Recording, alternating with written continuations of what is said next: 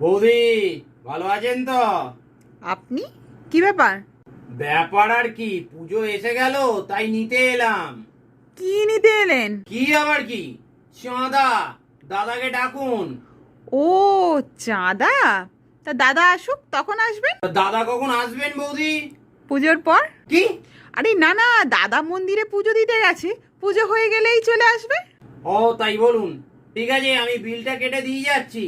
দাদাকে বলবেন চাঁদাটা ক্লাবে গিয়ে দিয়ে আসতে। তা ভাই কত দিতে হবে? মাত্র 2002 টাকা। এত?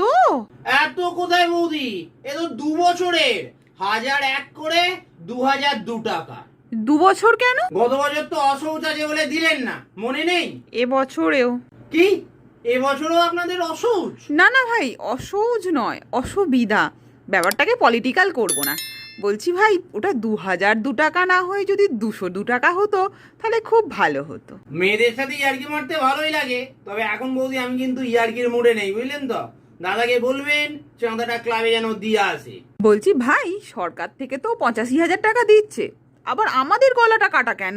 আরে বৌদি, 85,000 টাকাটাই দেখলেন। ক্লাবে 50টা মেম্বার, প্রত্যেকে যদি 500 টাকা করেও খায় না, একদিনে 25,000 টাকা। 5 দিনের পুজো। এবার ভাবুন তো খরচটা কোথায় গিয়ে দাঁড়ায়।